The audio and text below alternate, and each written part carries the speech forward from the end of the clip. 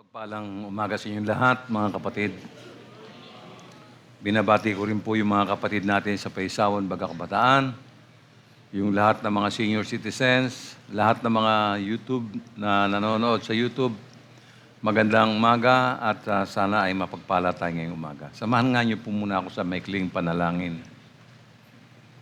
Ama naming Diyos, kami po ay lumalapit sa inyo ngayong oras na ito na may pusong bukas at handang tumanggap.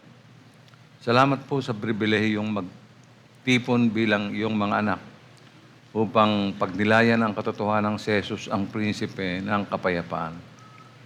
Panginoon, sa gitna ng kaguluhan ng mundo at ingay ng aming mga sariling alalahanin, inihiling namin na ikaw ang maghari sa aming kalagitnaan.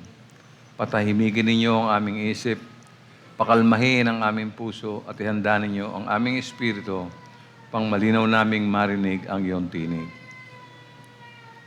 Jesus, prinsipe ng kapayapaan, buksan ninyo ang aming mga mata upang makita ang kapayapaang nagmumula lamang sa inyo. Buksan ninyo ang aming puso upang tanggapin ang kapayapaang hindi kayang ibigay ng mundo. At buksan ninyo ang aming buhay upang kami rin ay maging daluyan ng kapayapaan sa aming pamilya, iglesia at komunidad. Sa aming paksa ngayon, naway makita namin si Jesus ng mas malinaw, mahalin siya ng mas totoo, at sundin siya ng may buong puso. Ito po ang aming dalangin. Sa pangalan ni Jesus, ang aming prinsipe ng kapayapaan. Amen.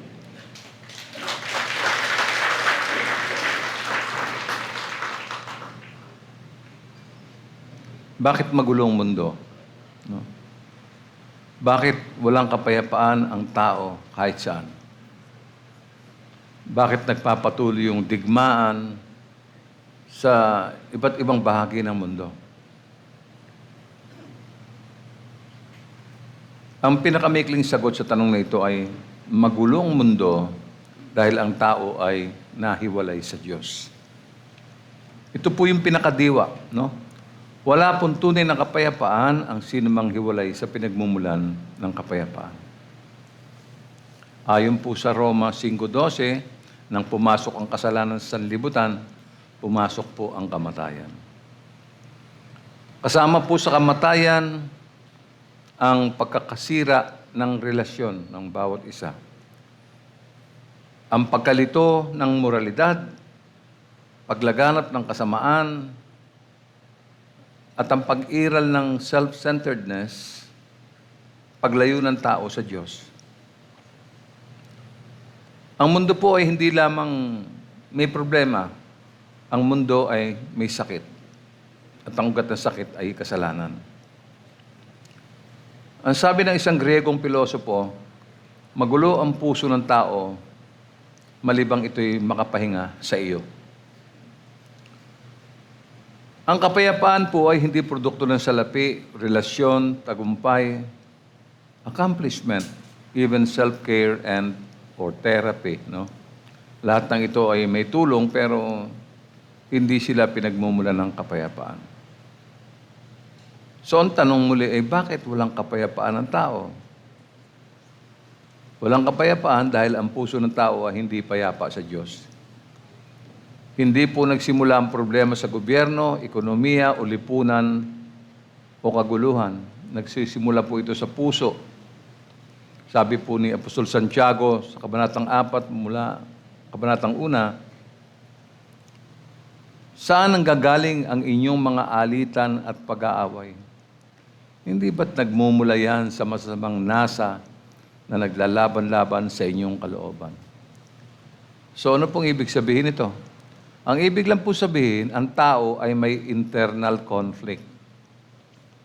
May selfish desire, may pride, may fear, may insecurity, at may rebellion laban sa Diyos.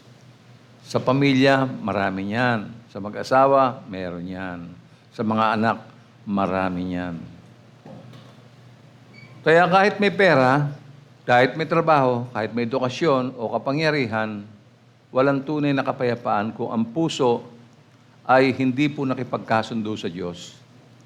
Kaya ang Kristiyano ay may kapayapaan ayon po sa Roma 5:1. Kaya siya nagkaroon ng kapayapaan sapagkat napawalang sala na tayo sa pamamagitan ng ating pananampalataya. Meron na tayong mapayapang relasyon sa Diyos sa pamamagitan ng ating Panginoong Jesucristo.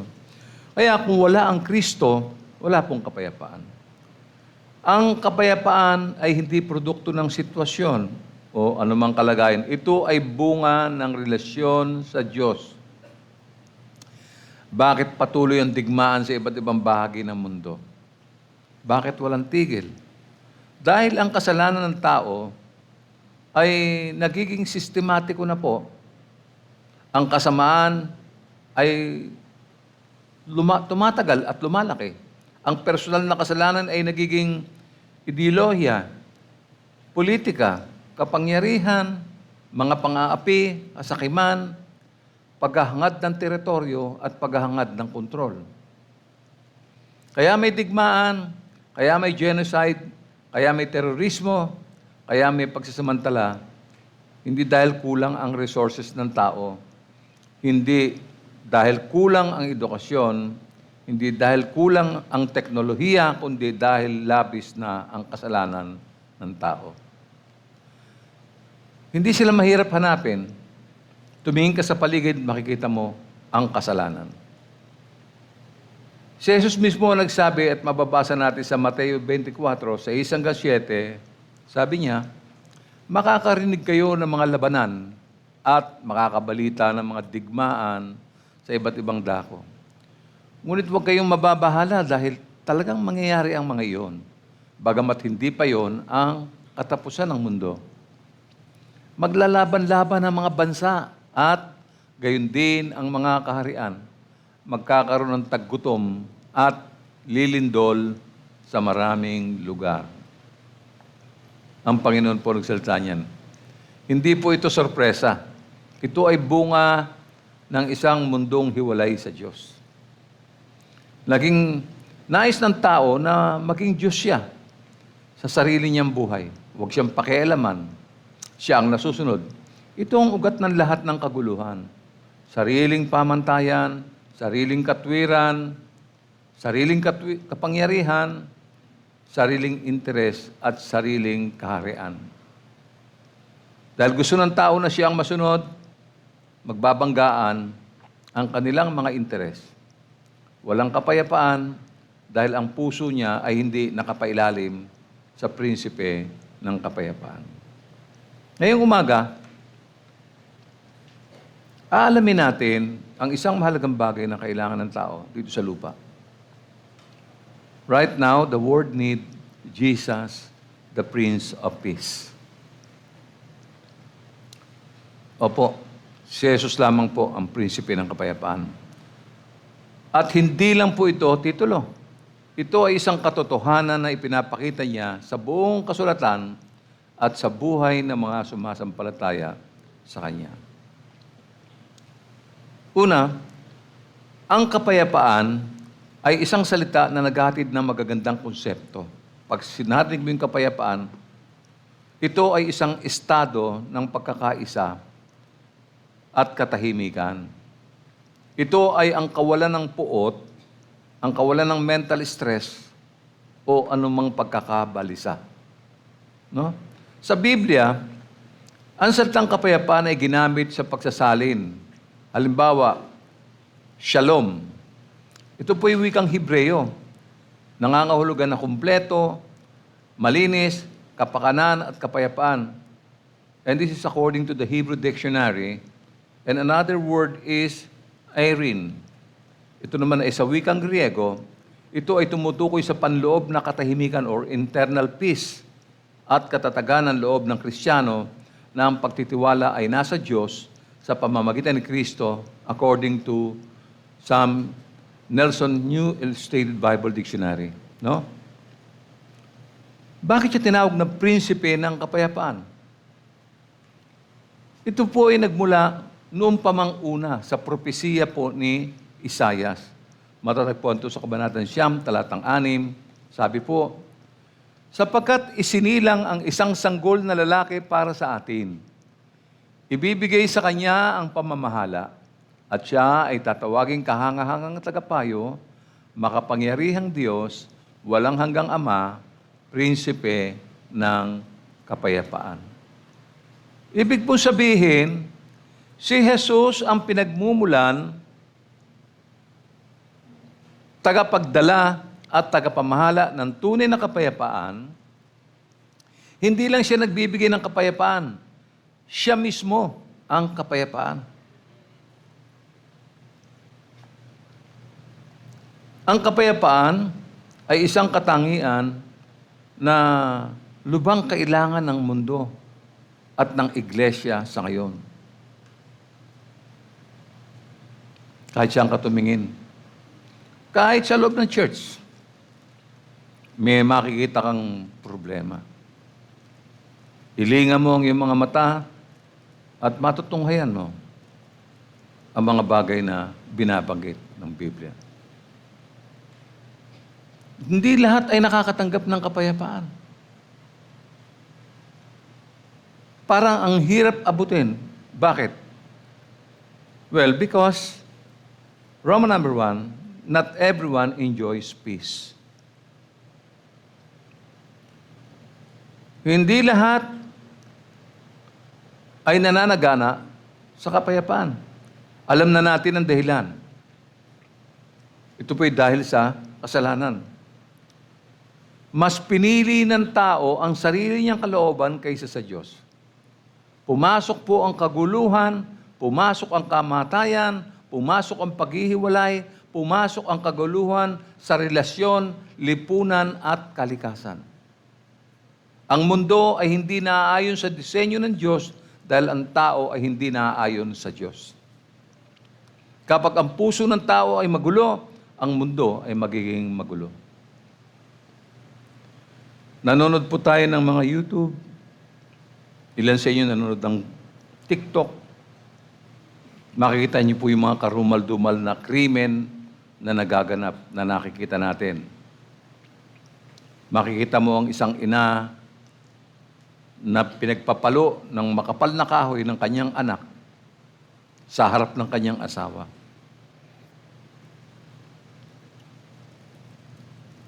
Kapag ang puso ng tao ay magulo, ang mundo ay magiging magulo. No? Letter A, puntahan natin yung the wicked. Ano po ang sinabi ng Diyos ayon kay Propeta Isaias? Chapter 48, verse 22. Ang sabi ni Yahweh, walang kapayapaan ang mga makasalanan. Kung isa ka sa mga binabanggit na ito, talagang mawawala yung kapayapaan sa iyo. No? Wala kang kapayapaan. Sabi pa niya sa chapter 59, verse 2, ang masasama ninyong gawa, ang dahilan ng pagkawalay ninyo sa Diyos. Nagkasala kayo kaya hindi ninyo siya makita at hindi niya kayo marinig. Ito maliwanag na ipinapaliwanag dito yung kalagayan ng tao. No? Kahit na dumadalo ka ng church, may mga maling gawa kasi. Yung pong pag sinabi mong mali, hindi naaayon yun sa kalooban ng Panginoon. No? Sabi niya, nagkakasala kayo, kaya hindi niyo siya makita. Pag hindi niyo nakita ang Diyos, hindi niyo makikita ang karunungan at ang katotohanan. No? May mga panalangin tayo na hindi naririnig ng Diyos o ayaw dinggin ng Diyos. No? So ano po sinasabi ng talata? Walang kapayapaan. Sabi ng Panginoon para sa mga masama. Ito po yung huling pahayag sa Isaiah 48, no? Isang kabanata kung saan sinaway ng Diyos ang Israel dahil sa kanilang katigasan ng puso, dahil sa idolatry at patuloy na pagsuway. So ano pong ibig sabihin ng walang kapayapaan? Ayon sa mga komentaryo, ang kapayapaan po dito ay hindi lang katahimikan, kundi kabuuang kaginhawahan, kaayusan, at kakayahang nagmumula sa Diyos. Ang masama ay tumutukoy sa mga taong namumuhay sa kasalanan.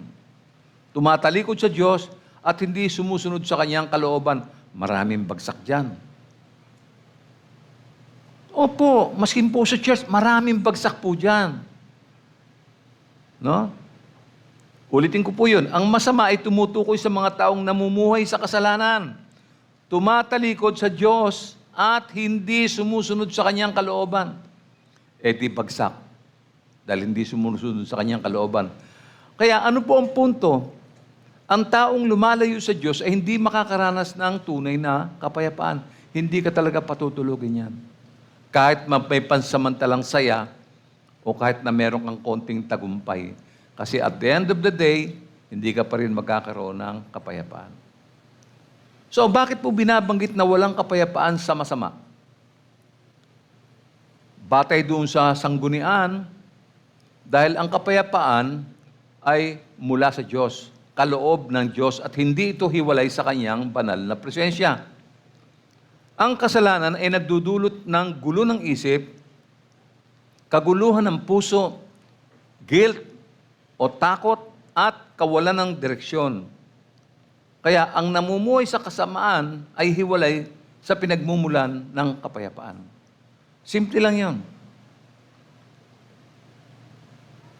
So, ano ang konteksto ng Israel tungkol dito sa Isaiah? Aklat ng Isaiah. Ang Israel ay, siguro makaka-relate tayo. Ang Israel ay matigas ang ulo, paulit-ulit na sumasamba sa Diyos-Diyosan. Ganon din tayo. Hindi nakikinig sa mga utos ng Diyos, nasa bingit ng paghatol dahil sa kanilang kasalanan. Pastor, di naman kami sumasamba sa Diyos-Diyosan. Talaga? At ano yung trabaho na hindi mo mabitiw-bitiwan? Di ba? Ano yung mga nauuna sa Diyos? Hindi ba Diyos-Diyosan mo yan? Sa lahat ba ng takbo ng buhay mo, una ang Diyos o may nauna? Di kapag kami nauna sa Diyos, yun ang Diyos mo. Yun ang Diyos-Diyosan mo. Kaya mahirap sabihin na, hindi po kami sumasamba sa Diyos-Diyosan. Kaya ang pahayag na ito ay isang babala. No? Kung patuloy silang lalayo sa Diyos, meaning yung Israelites, hindi nila mararanasan ang kapayapaan na ipinangako ng Diyos. So ano naman ang mensahe nito para sa atin ngayon, halimbawa? So ang tunay na kapayapaan ay hindi po galing sa sanlibutan. Hindi ito galing sa pera, salapi, kwarta, sa iyong tagumpay, kung ikaw ay made na. Hindi ito galing sa relasyon o mga accomplishment ng tao. Isa lang ang pinanggalingan nito, Diyos lang. Ang kasalanan ay laging may kasamang kaguluhan. Kahit mukhang masaya ang masama, no? Kahit mukhang masaya ang masama, walang tunay na kapayapaan sa loob. Ito ang nakikita natin sa mga taong laging may takot, hindi mapalagay, naghahanap ng fulfillment, pero hindi niya makita. Kasama ka ba dyan? Naghisikap ka naman eh. Talagang gusto mo talagang makarating sa tuktok ng iyong kasiyahan. Pero ba't hindi mo masumpungan? Ano ang dahilan? Bakit? Ang kapayapaan ay bunga ng pagsunod. Kapag tayo'y lumalakad sa kalooban ng Diyos, siyempre magkakaroon tayo ng tahimik na konsensya, matatag na puso, at siyempre, malinaw na direksyon. Yun yung kapayapaan. No? Kapayapaang ito yung kapayapaan na hindi kayang sirain ng problema. Ang kasalanan ay sumisira sa mga pagkakaibigan at relasyon sa pamilya. Balikan natin sandali yung madalas natin binabasa, yung Galatians 5:19-21. Tingnan nyo, ito po yung uri ng tao. Hindi maikakaila ang mga hilig ng laman, pakikiapid, kahalayan at kalaswaan. Pagsamba sa Diyos-Diyosan, pangkukulam, pagkapuot sa isa't isa, pag-aaway-away, pagsiselos, pagkakagalit at kasakiman, pagkakampi-kampi at pagkakabaha-bahagi, pagkainggit, paglalasing, kalayawan, at iba pang katulad nito. Muli ko kayong binabalaan, ang gumagawa ng mga ito ay hindi magkakaroon ng bahagi sa kaharian ng Diyos. Pinipigilan ng kasalanan ang tunay na kapayapaan ng pag-iisip. Lagi kang balisa. Laging parang may problema, parang laging may nakaamba. Kahit sa panahong matutulog ka, may mga bagay na gumugulo sa kalooban mo. Alam mo, hindi maikakaila yan. No? Kaya sabi ni Isaiah sa 57 verse 20 to 21, ngunit ang masasama ay tulad ng dagat na laging maalon, walang pahinga sa buong panahon, mga burak at putik, buhat sa ilalim ang iniaahon. Walang kapayapaan ang mga makasalanan, sabi ng aking Diyos. Yun po isa sa mga sinabi ni Propeta Isaiah. Kaya nga yung mga masasama, napakalaki ng pangangailangan nila ng kapayapaan. Ngunit, dahil hindi naman si Jesus yung naghahari sa puso nila, binanggit ko na yung mga kalaban ni Jesus kung sino, hindi naman kasi si Jesus ang laman ng kanilang puso o naghahari sa kanilang puso. Kaya, may takot sila, may trauma, dahil sa pride, ang mundo ang siyang nagiging Panginoon niya. Yung trabaho niya, yung karir niya, yung kanyang mga plans. Meron siyang plan A, meron siyang plan B, plan C, at plan D. Kung sino ang naghahari sa puso niya, yun ang magdidikta ng kapayapaan o kaguluhan sa buhay niya. Malinaw, hindi naman mahirap intindihin. Letter B, the troubled disciple. Maging ang mga disipulo ng Panginoon ay may mga problema, nabagabag, at may mga maling intensyon sa puso. No? Maging ang mga tapat na disipulo ay maaaring mabalisa. Halimbawa, si Marta. Natatandaan niyo, kung nagbabasa kayo ng Bible, si Marta po ay may maaaring makapareho sa church. No? Basahin natin Lucas 10:41. Ngunit sinabi ng Panginoon sa kanya, Marta, Marta, nababalisa ka at abalang-abala sa maraming bagay. Alam natin ang background nito, no? May gawain sa bahay, naganda yung kapatid, siya naman abalang-abala at di alam. At kaya napansin siya ng Panginoon, kaya binanggit ng Panginoon to, nababalisa ka at abalang-abala sa maraming bagay. Nawawala po yung kapayapaan ng disipulo kapag bigo siyang gawing simple ang kanyang mga pangunahing gawain or priority. Kaya kung ikukumpara natin si Marta kay Maria, sabi po sa Lucas 10:42, ngunit iisa lamang ang talagang kailangan. Mas mabuti ang pinili ni Maria at ito'y hindi aalisin sa kanya. Gulong-gulo siya kasi si Marta no? May mga taong nabubulunan sa mga alalahanin, nabubulunan sa kayamanan at kasiyahan. Halimbawa, pansinin natin yung aklat ng Lucas, Kabanatang 8:14. Ang sabi rito, ang mga nahasik naman sa may matitinig na damuhan ay ang mga nakinig sa salita ng Diyos. Ngunit nang tumagal, nadaig sila ng mga alalahanin sa buhay at ng pagkahumaling sa kayamanan at kalayawan. Dahil dito, hindi nahihinog ang kanilang mga bunga. Mabilis makaka-relate yan Maaaring pagdating mo sa church na to, bago ka pa lamang, nakapakinig ka ng Ebanghelyo, nakita mo yung pag-asa sa buhay, tuwan-tuwa ka, ang saya-saya mo, nananabik ka. Lahat ng gawain nandun ka. Hindi ka nahuhuli sa gawain, dumarating ka sa oras. At sabik na sabik ka, sobrang high. Pero dahil may dumating lamang na problema, mga alalahanin, O kaya dahil masyadong marubdob ang pagnanasa sa kayamanan, hinahabol niya pati yung maliit-liit na kikitain, no? Yun po ang dahilan. Kaya ang nangyari, hindi nahihinog ang kanilang mga bunga. Hindi na rin lumago at eventually, mawawala rin yan. Babalik siya sa dati niyang buhay. No? Yan ang panganib eh. Inialis tayo ng Diyos sa magulong buhay, dinala niya tayo sa payapa. Pero hindi natin maintindihan yun. No? Kailangan talaga yung pera. Alam niyo kasi yung pera po ang nagdetermine ng buhay natin eh. Kaya nakakapagtaas ng noo mo pagka may pera kayo. Pagka may maganda kang bahay, may kotse ka, lahat ng kailangan mo meron, lahat, no?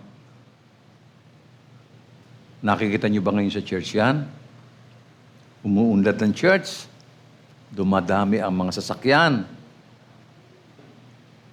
Ano kaya? Yung kayang mga bunga nila nahihinog. No? Marami. Kristiyano ang sumuko dahil sa kayamanan. Dahil sa kikitain. Siguro masyado ng malaki pag sinabi natin kayamanan. Maraming sumusuko dahil sa pera, sa kwarta, sa salapi. Marami sumusuko yan. Sabi po sa aklat ng unang Timoteo 6:10-11, sapagkat ang pag-ibig sa salapi ay ugat ng lahat ng kasamaan. Dahil sa paghahangad na yumaman, may mga taong nalalayo sa pananampalataya at nasasadlak sa maraming kapighatian. Basahin natin mabuti ito, no? Unawain natin, no, na ang pag-ibig sa salapi ang talagang siyang ugat ng kasamaan. Nanonood ba kayo ng TV? Nakikita niyo ba yung mga headlines?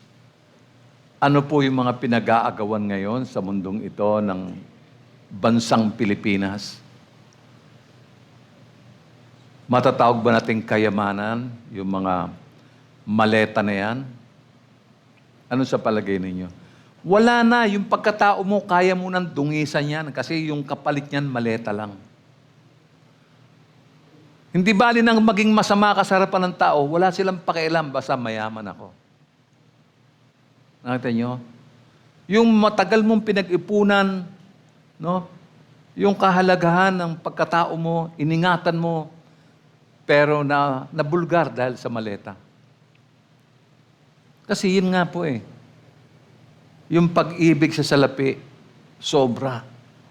Hindi ka na makukontento dyan pagka meron ka ng isang maleta, gusto mo pa ng isa pang maleta, another maleta pa. Ang masama, hindi naman nila pinaghirapan yan. At yan po ay nakaw talaga. Wala namang ibang paggagalingan yan, kundi yung kaba ng bayan. Dahil sa pag-ibig sa salapi, nakita nyo? Yan, konkretong halimbawa po yan. Pinag-uusapan ng buong bansa ngayon yan, hindi lamang ng bansa natin, kundi ng buong mundo, ang bansa natin pinag-uusapan nila.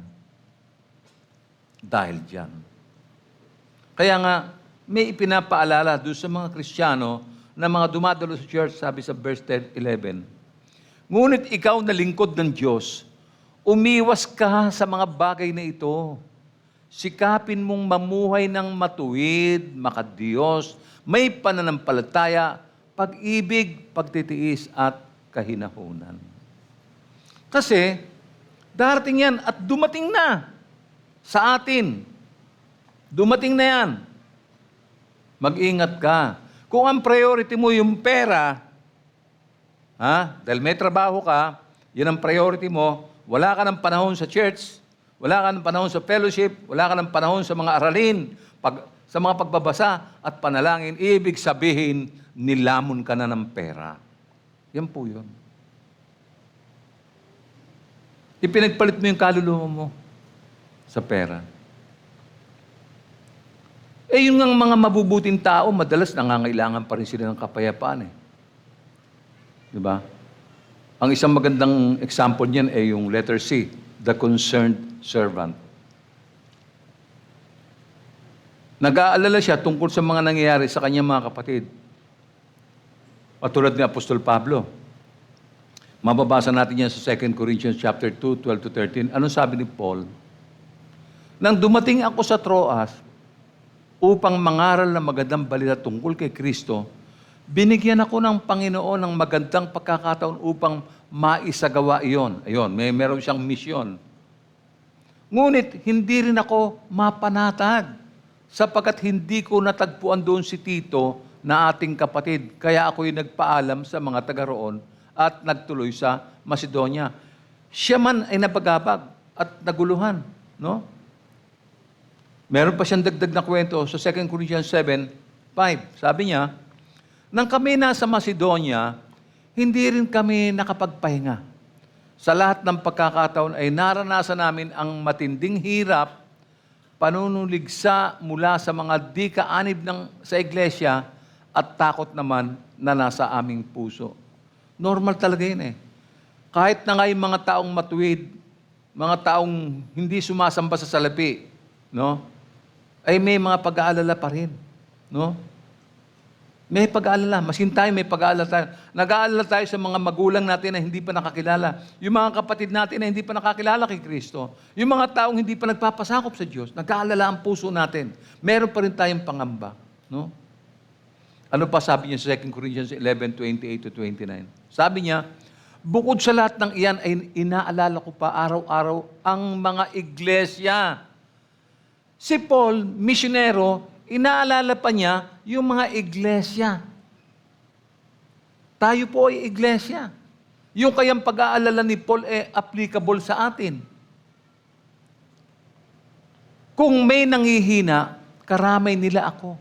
At kung may nahuhulog sa pagkakasala, labis na naghihirap ang aking kalooban. Apektado kasi ang buong katawan ni Kristo eh. Ito niyo? Marami pa rin mga mananampalataya ang merong pag-aalala. That's normal, no? Tulad ni Epaphroditus, na mababasa natin sa Pilipos, sa 2:25 hanggang 26. Ano pa sabi? Iniisip kong kailangan ng pauwiin dyan ang ating kapatid na Epaphroditus. Si Epaphroditus, na aking kamanggagawa at kapwa-kawal ng Diyos na isinugo ninyo upang magdala ng inyong kaloob at upang makatulong rin dito. Sabik na siya sa inyong lahat.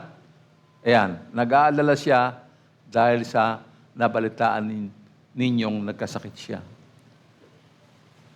Si Epaphroditus, tagahatid ng pera, siya nagkukolek sa may church, dinadala niya sa mission ni Apostol Pablo, nagkasakit. No?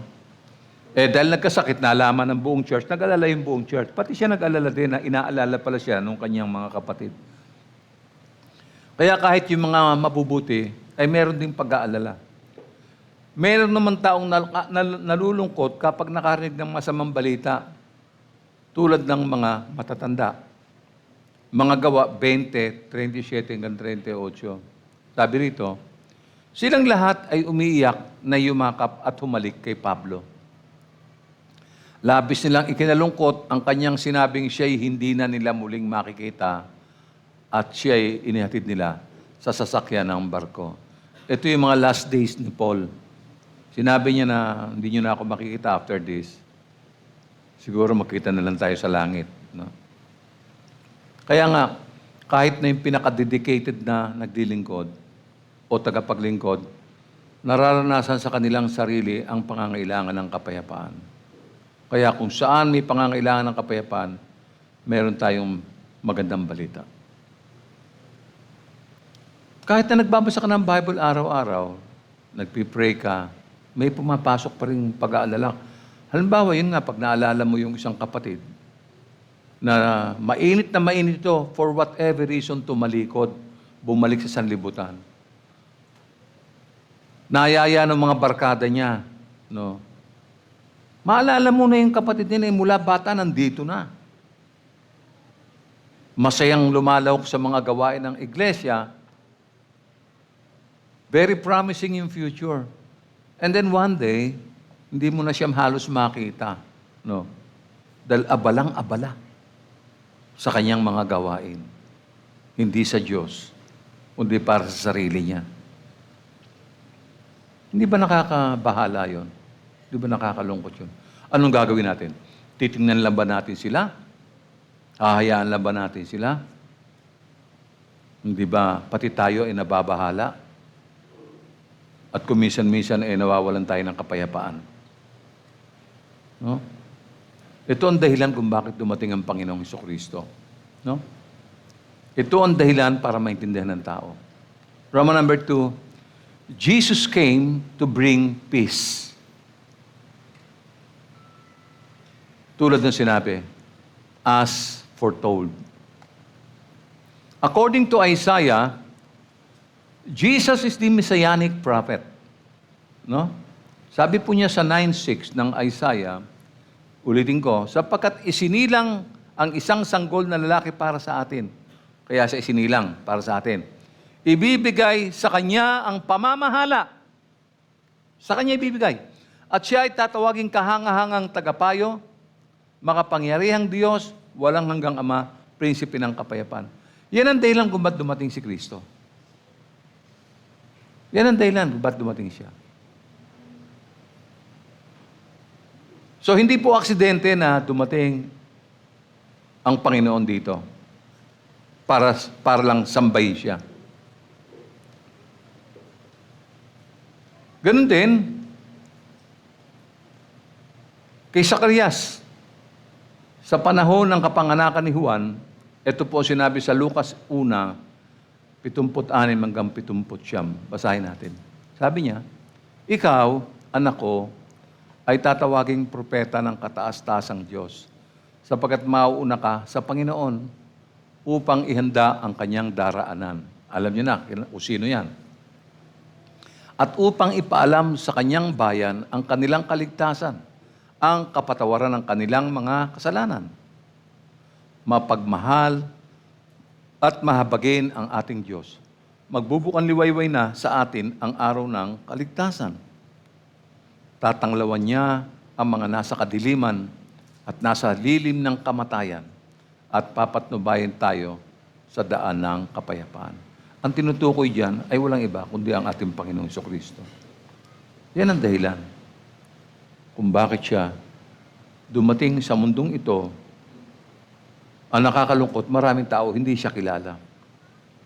Ang nakakalungkot, mismo sa iglesia, may mga taong hindi pa rin nakakakilala sa Kanya. And this was also revealed by the heavenly host mismo, no, at the birth of Jesus. Basahin po natin to sa Lucas 2:8 hanggang 14.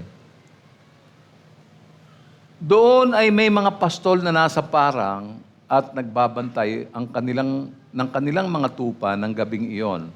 Sundan niyo lang po yung basa. Lumapit at tumayo sa kalagitnaan nila ang isang anghel ng Panginoon at nagliwanag sa kapaligiran nila ang nakakasilaw na kaluwalhatian ng Panginoon.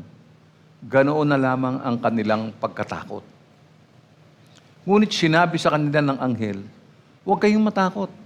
Ako'y may dalang magandang balita para sa inyo na magdudulot ng malaking kagalakan sa lahat ng tao. Isinilang ngayon sa bayan ni David ang inyong tagapagligtas, ang Kristong Panginoon. Ito ang inyong palatandaan. Matatagpuan ninyo ang isang sanggol na nababalot ng lampin at nakahiga sa isang sabsaban.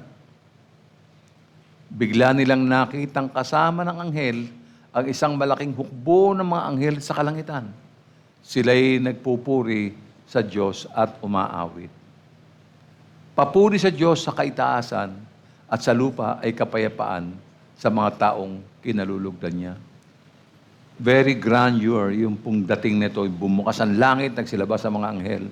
Alam niyo, ibinabalita lamang na dumating na po ang prinsipe ng kapayapaan. Ito po yung tutubos sa ating lahat. No? Ang prinsipe ng kapayapaan ay dumating upang magdala ng kapayapaan sa mga taong may mga mabubuting kalooban. At ito po ay ipinahayag, letter B, as proclaimed. No? Who proclaimed this? This was proclaimed by Jesus Himself to His disciples. Sinabi niya to sa kanyang mga alagad. At ganito pagkakasalita sa 1:14-27. Sabi niya, kapayapaan ang iniiwan ko sa inyo. Ang aking kapayapaan ang ibinibigay ko sa inyo. Hindi ito katulad ng kapayapaang ibinibigay ng mundo. Huwag na kayong mabalisa. Huwag na kayong matakot. Huwag na kayong mabalisa. Huwag na kayong matakot. Pag meron kang Christ sa puso mo, yung kabalisahan na yan, hihinto yan. Saka yung takot na yan, aalisin yan. Kung meron kang Jesus. Bakit po sinabi ng Panginoong Jesus ito sa kanyang mga alagad? Bakit niya sinabi ito? Tingnan natin sa Juan 16:33. Sinabi ko ito sa inyo upang kayo magkaroon ng kapayapaan sa pakikipag-isa sa akin. Ang kapayapaan is with Christ, with Jesus. Yan po yung kapayapaan. Wala po sa pera, wala po sa property, wala sa magagandang bahay, wala doon sa mga iniidolo natin. Ang kapayapaan ay na kay Jesus po lamang.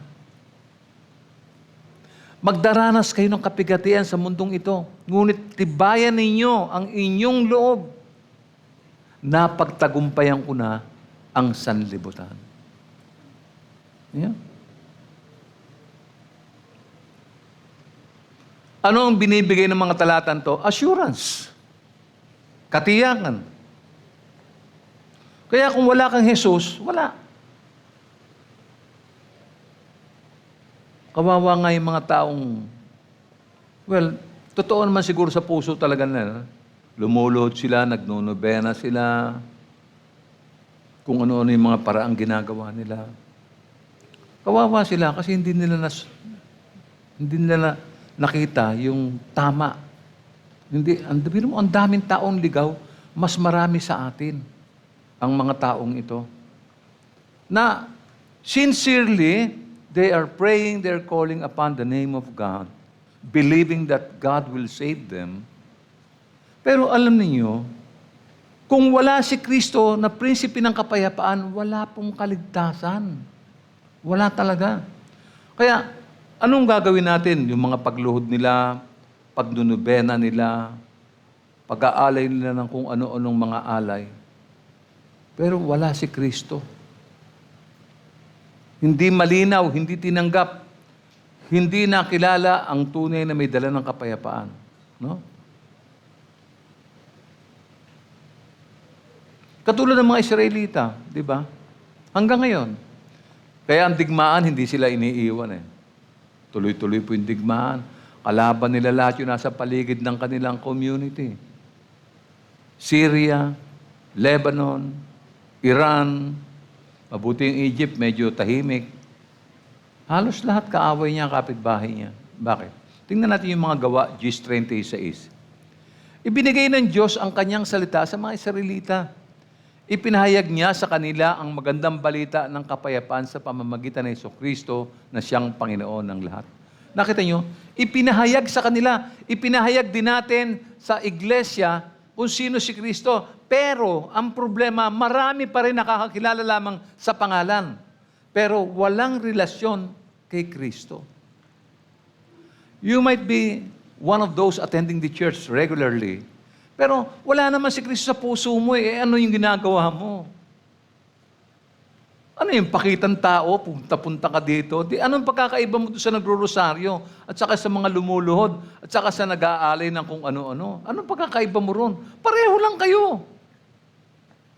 Get mo yun? Punta ka ng punta sa church thinking na one day masisave ka. Pero teka muna, nasaan si Christ?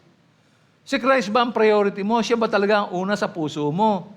Dahil kung hindi, ligaw ka. Ligaw ka. Alam mo? Mabuti na rin yung magkaliwanagan dahil bago pa man dumating yung huling dako, at least alam mo na. At least makakapili ka. Meron kang choice, di ba? Nasa iyo yun. Sayang yung inilalagi mo sa church eh. Nakikinig ka. Minsan nagiging emotional ka pa. Naintindihan mo naman sinasabi, pero ang problema nga, walang kapit yung Kristo. Galit ka pa rin sa ibang kapatid. Nagtatanim ka pa rin ng sama ng loob. Ayaw mo pa rin ng kapayapaan. Diba? Ibinigay ng Diyos ang kanyang salita sa mga Israelita. Nakinig ba? Ayaw makinig eh. Yung magagandang halimbawa, nakita natin. Nakita na natin. Ano, gagayahin din ba natin sila? Di ba? The Prince of Peace offers peace that the world cannot give.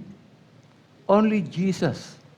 So ano bang kapayapang sinasabi? Ano ang inaasahan nating mga aral na susunod? Puntahan natin yung Roman number 3. The peace that Jesus offers, letter A, peace with God. Yan yung kapayapaang ino-offer niya. No? Ginawang posible ni Jesus para sa atin na magkaroon tayo ng kapayapaan sa Diyos. Paano? Ito ang kailangan tutukan at isapuso ng bawat nagsasabing sila ay Kristiyano.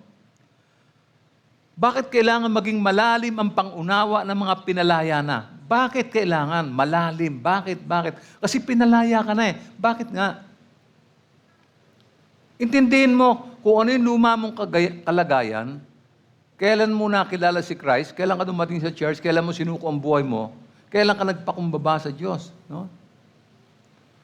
Tinubos ka na pala eh. Kung tinubos ka na, dapat maintindihan mo kung ano yung message. Sabi po sa Roma 5:1, sapagkat napawalang sala na tayo sa pamamagitan ng ating pananampalataya, meron na tayong mapayapang relasyon sa Diyos sa pamamagitan ng ating Panginoong Jesucristo.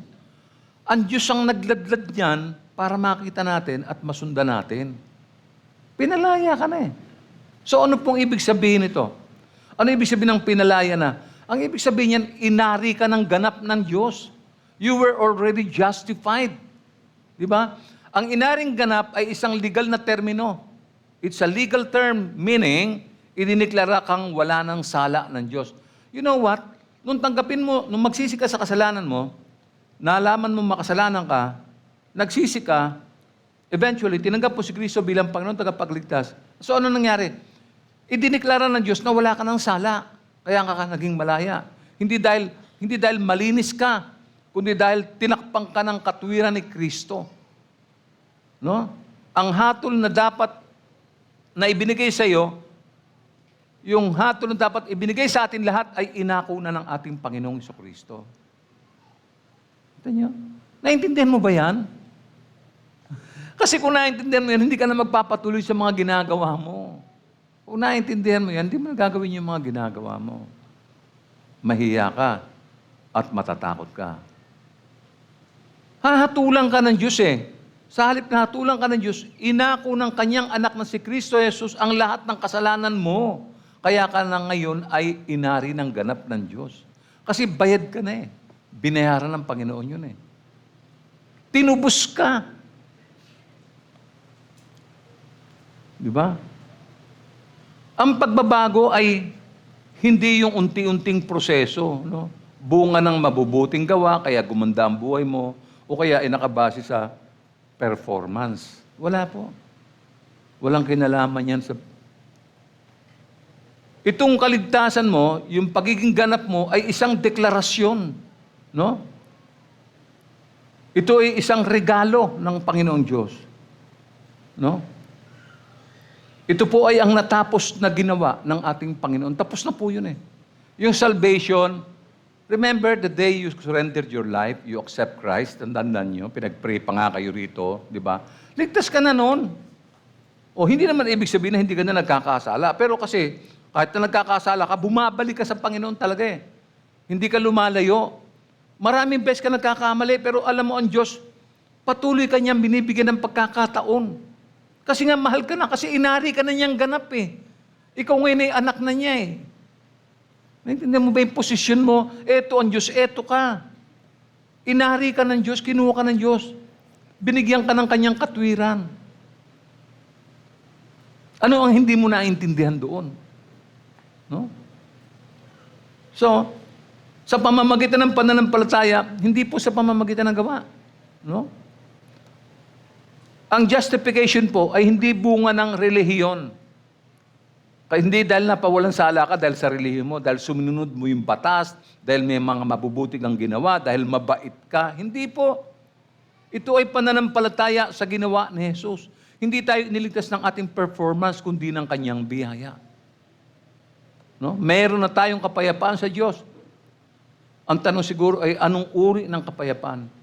Hindi ito simpleng peace of mind, mga kapatid. Ang tinutukoy dito ay ang peace with God. Ang ibig po sabihin, dati tayong kaaway ng Diyos dahil sa kasalanan, dahil sa rebelyon, dahil sa pagtalikod natin. Pero ngayon, tayo ay kaibigan at anak niya. Wala nang galit ng Diyos laban sa atin. Wala na pong hatol at wala nang separation from Him.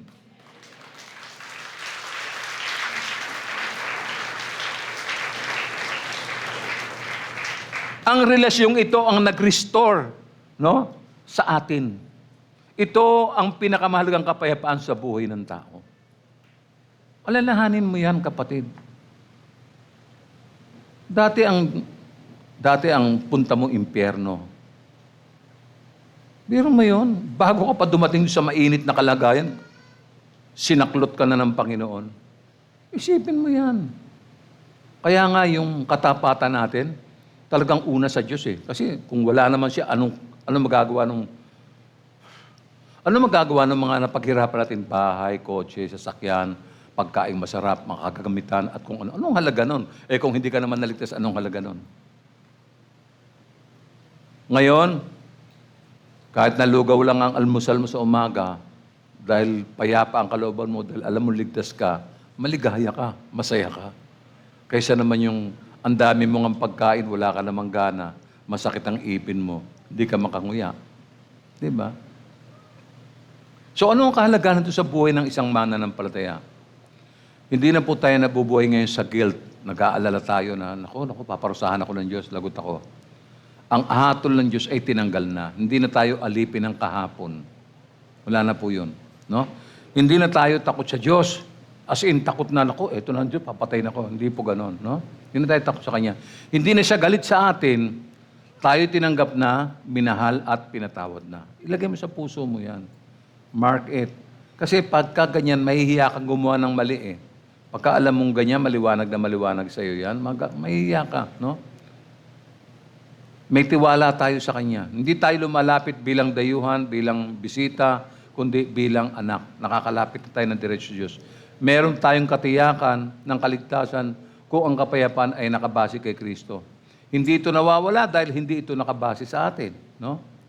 So without peace with God, no real peace is possible. Tandaan niyo yan. No? Letter B, peace, not only peace with God, but also peace with mankind.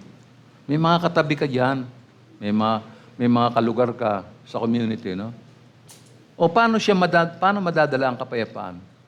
So dahil sa kasalanan, nahiwalay tayo sa Diyos, pero sa pamamagitan ng Kanyang kamatayan, muling pagkabuhay, tinapos niya ang alitan sa pagitan ng tao at ng Diyos. Binayaran niya ang ating mga kasalanan, ipinagkasundo niya tayo sa Kanyang Ama. No? Tingnan niyo po yung sinabi po sa Roma, ulitin ko yun, no? Romans chapter 5, verse 1, sapagkat napawalang sala na tayo sa pamamagitan ng ating pananampalataya. Kanino? Kay Jesus. Mayroon na tayong mapayapang relasyon sa Diyos sa pamamagitan ni Kristo. Kita niyo? Yun lang po ang nagbukas ng lahat sa atin eh. Kaya nagliwanag, no? Sinira ni Jesus ang mga hadlang sa pagitan ng Diyos at ng sangkatauhan. Sabi po sa Galatians 3:28, kaya nga, nangyari, wala nang pagkakaiba ang Hudyo at ng Griego, ang alipin at ang malaya, ang lalaki at ang babae. Kayong lahat ay iisa na dahil sa inyong pakikipag-isa kay Kristo Jesus. Kita nyo? Wala na pong pagkakaiba. Yung dating makasalanan, masama, ngayon, na kay Kristo na, magkakasama na. No? So, Jesus makes peace between mankind. No? Meron pa. Ano pa yung kapayapaan na nangyari? Letter C. Peace with oneself. Kapayapaan, saan? Sa ating puso. Si Jesus ang nagbigay ng kapayapaan na hindi kayang ibigay ng mundo. No? Uulitin kong basahin po yung Juan 14:27. Sabi niya, Kapayapaan ang iniiwan ko sa inyo, ang aking kapayapaan ang ibinibigay ko sa inyo.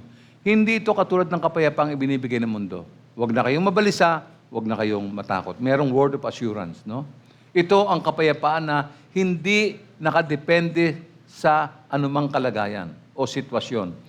Hindi ito nawawala kahit na may bagyo, itong kapayapaan ito. Kahit may bagyo, hindi nawawala kahit may bagyo. Hindi natitinag kahit may lindol at hindi natatakot kahit may baha. No? Ito ang kapayapaan na higit sa lahat ng dapat nating pangunawa. No? Ito ang kapayapaan na higit sa lahat. Jesus offers peace with unfazed by the world. No? Sabi po sa Pilipos 4:6 hanggang 7, sabi niya, doon sa mga na kay Christ na, huwag kayong mabalisa tungkol sa anumang bagay. Sa halip, hingin ninyo sa Diyos ang lahat ng inyong kailangan sa pamamagitan ng panalangin. May pasasalamat. Post tayo muna dyan. Post tayo dyan. Pag-aralan niyo po yung nakasulat. Ano ang sabi? Huwag kayong mabalisa. Saan? Sa anumang bagay. Mag-isip ka ng mga bagay. Huwag kayong mabalisa tungkol doon. Sa halip, sabi niya, hingin ninyo sa Diyos ang lahat ng inyong kailangan. O ano mga kailangan mo? Anong gagawin mo? Hingin mo sa Diyos. No? Sa paanong paraan mo gagawin itong paghingin ito? Sa pamamagitan ng panalangin may pasasalamat. Kahit nga hindi pa tinatanggap, pinag-pray mo na, pinapasalamatan mo na ang Panginoon because, you know, something is coming. No? Yung tiwala mo sa Diyos, hindi nagbabago, hindi po na-wave, hindi po na nagugulo. No? May kapayapaan kasi. Yan ang kagandahan yan. No? Kaya nga, anong mangyayari? Dahil nanalangin ka ng may pasasalamat, anong sabi? At ang kapayapaan ng Diyos na hindi kayang maunawaan ng tao, ang siyang mag-iingat sa inyong puso at pag-iisip dahil sa inyong pakikipag-isa kay Kristo Jesus. Nakita niyo po yun? Ha? Dahil saan? Sa pakikipag-isa kay Kristo Jesus. So, Jesus provides peace that surpasses all understanding. No? Ano pa? Hindi po natapos yun ng kapayapaan. Letter D, peace with families. Oh wow, pamilya na to. No? Kapayapaan po sa ating pamilya. Totoo ba may kapayapaan sa pamilya natin o puro trouble? Baka puro gulo sa bahay. Baka away-awayan. Jesus provides peace for families seeking love and stability. Ang gusto niya ay pag-ibig at katatagan. Maganda itong payo sa Kolosas para maintindihan natin. Ito po'y para sa pamilya, Kolosas 3:18-20. Mga babae, pasakop kayo sa inyong asawa sapagkat yan ang kalooban ng Panginoon. Kalooban ng Panginoon yan, makinig kayong mga nanay. Pasakop kayo sa inyong mga asawa. Ang mga lalaki naman, mahalin ninyo ang inyong asawa at huwag kayong maging malupit sa kanila. At mga anak, pati mga anak, sundin ninyong lagi ang inyong mga magulang sapagkat yan ang nakalulugod sa Panginoon. Walang rebelde pagkaganyan. Yung babae, nagpapasakop sa lalaki, walang trouble, walang away, walang pagtatalo. At yun namang lalaki, anong gaganti niya sa pagpapasakop ng babae? Mamahalin niya. Sobrang mahal talaga niya yan.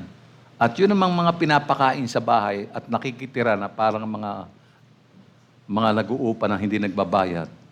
Mga anak po yun.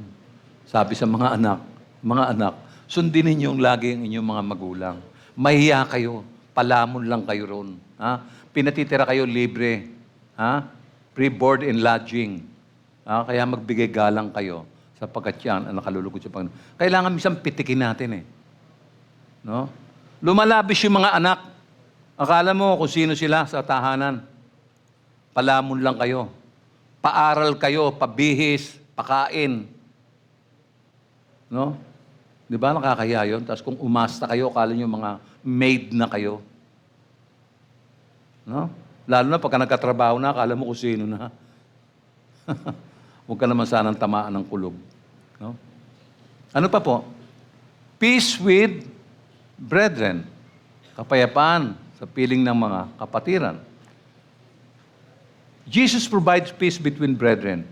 He gives peace over all creation. Sa kanyang muling pagdating, anong gagawin ni Jesus? Pagbabalik niya, wawakasan niya ang digmaan. Ibabalik niya ang hustisya, ilalatag niya ang kanyang kaharian ng kapayapaan. At ito po yung ultimong katuparan na sinabi ni Propeta Isaiah sa Siyam, 6 hanggang 7. Ulitin natin, no? Sapagkat isinilang ang isang sanggol na lalaki para sa atin. Para kanino? Para kanino? Para sa atin. Ibibigay sa kanya ang pamamahala at siya ang tatawaging kahangahangang tagapayo, makapangyarihang Diyos, walang hanggang Ama, prinsipe ng kapayapaan. Magiging malawak ang kanyang kapangyarihan at walang katapusang kapayapaan ang ipagkakaloob sa trono ni David at sa kanyang kaharian. Itatatag niya ito sa pamamahalaan na may katarungan at katwiran mula ngayon at magpakailanman. Isasagawa ito ni Yahweh na makapangyarihan sa lahat. So anong payo niya doon sa mga magkakapatid sa church, sa loob at labas ng church? Yung kapatiran, ano ang dapat mangyari? Basahin natin ang liham sa unang Pedro 3, 8 hanggang 12. Sa aking pagtatapos, magkaisa kayo at magdamayan. Magmahalan bilang magkakapatid at maging maunawain at mapagpakumbaba. Huwag niyong gantihan ng masama ang gumagawa sa inyo ng masama. Huwag niyong sumpain ang sumusumpa sa inyo. Sa halip, pagpalain niyo sila dahil pinili kayo upang tumanggap ng pagpapala ng Diyos. Ayon sa nasusulat, ang mga nagnanais ng payapa at saganang pamumuhay, dila nila'y pigilin sa paghapi ng kasamaan. Ang anumang panlilinlang at madayang pananalita sa kanyang mga labi ay di dapat lumabas.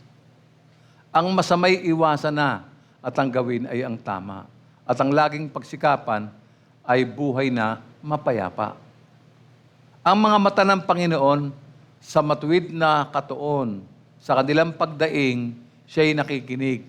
Ngunit sa mga masasama, siya'y tumatalikod. Ang ganda ng payo. No? Kasi tayo yung magkakasama eh. Biro nyo, magkasama tayo ng Miyerkules, magkasama tayo ng Biyernes, magkasama tayo ng Linggo. Pagkatapos nun, may fellowship pa tayo. Pagkatapos nun, nagkikita tayo sa labas, nagbabatian. Biro mo, ang hirap maging kagalit niyan. Ang hirap maging kaaway niyan. Kasi kayo lagi kayo magkikita eh. Di ba? Sa church, hindi pwede nag-iiwasan. Alam niyo yun? Hindi pwede yung namimili ka lang ng iyong ipi-fist bump. No? Pinipili mo lang yung mga malalapit sa iyo. Eh samantalang, natatandaan mo nung dumating ka rito, mag-isa ka lang naman din, wala ka namang kaibigan, wala kang kakilala. Eh ito yung binigay na pamilya ng Diyos sa iyo. Tanggapin mo. Hindi naman sila perfect kasi. Pareho mo rin sila. Hindi ka rin perfect kasi. Kaya dapat magpasensyahan kayo. Hindi na dapat nagbibigay ng ano.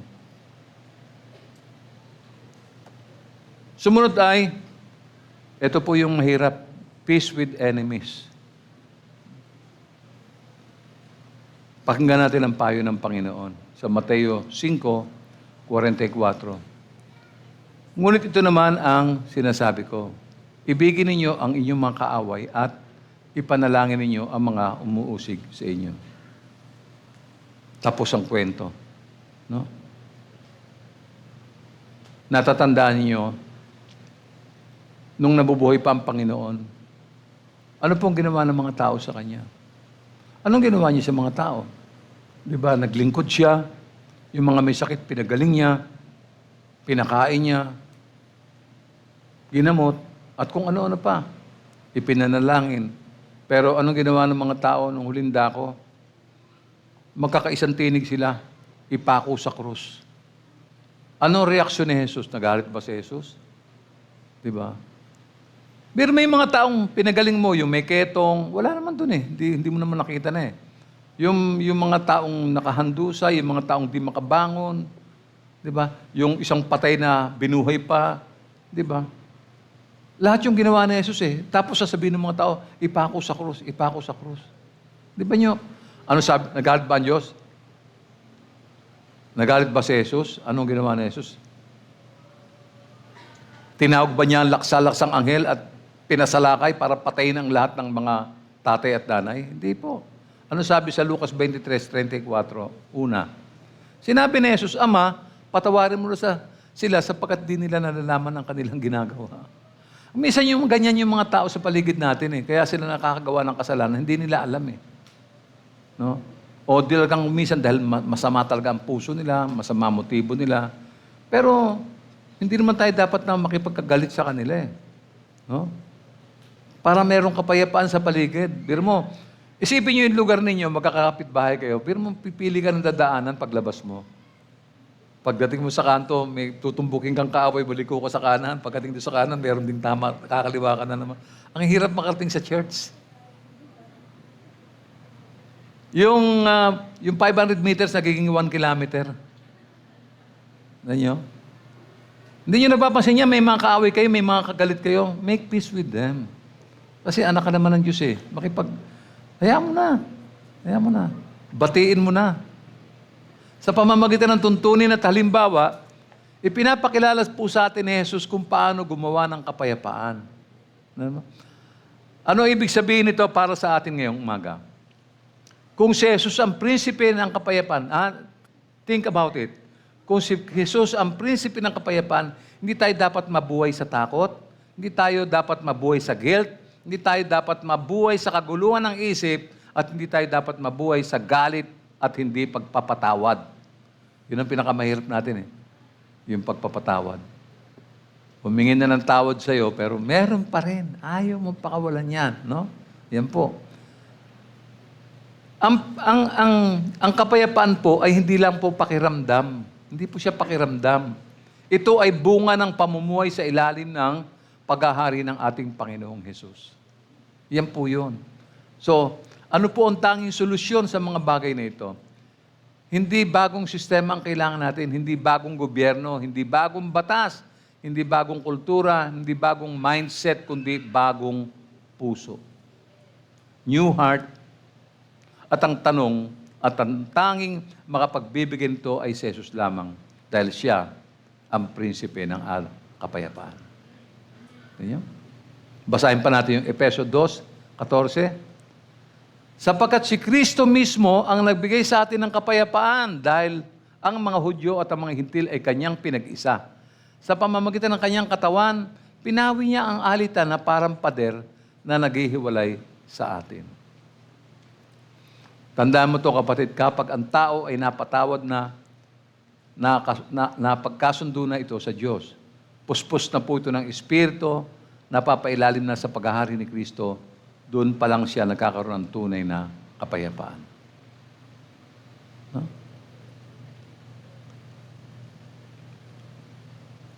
Ang intensyon ng ating gawain ngayon ay simple lang. Payapa ka ba? Meron ka bang peace of mind? May mga gumugulo ba sa isip mo? Marami. Siguro naalala mo yung mga utang mo. No? Nakakagulo yan eh. Yung utang. Sino po sa inyo may utang? Huwag ka na mahiya. Lahat naman eh may... O, sino ba mga may utang? Taas ang kamay.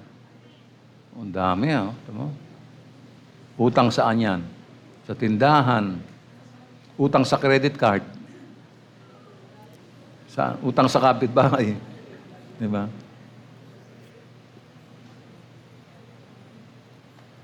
Lahat tayo ganyan. May kanya-kanya tayong utang. Marami din sa atin may mga utang na nakalimutan na. No? Sa umagang ito, no, sa akin pong pagtatapos, no, ano ang buod ng lahat ng ating pinag-uusapan? Ang pinakasentro ng ating pag-uusap ngayong umaga ay si Jesus. Siya ang prinsipe ng kapayapaan dahil siya po ang nagbabalik ng kapayapaan sa pagitan ng tao at ng Diyos. No? Siya po ang nagbibigay ng kapayapaan sa ating puso.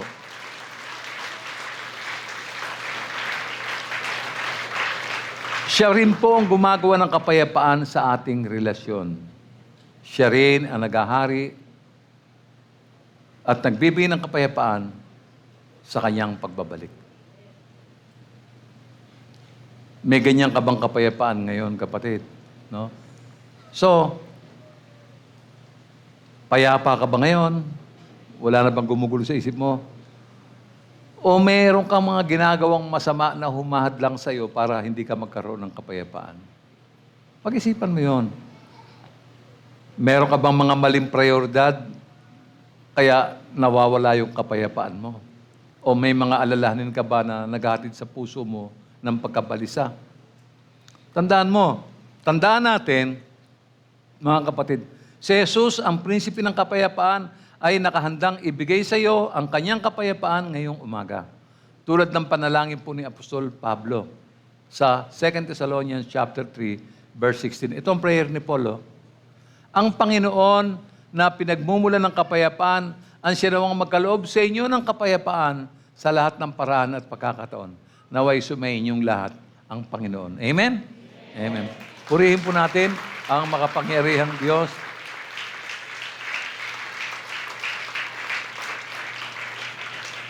Habang ako'y nananalangin ngayong umaga, kapatid, ano lang,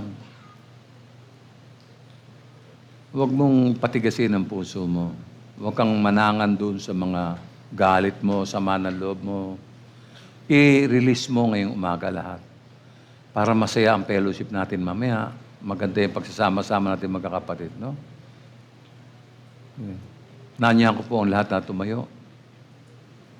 Tayo po ay manalangin.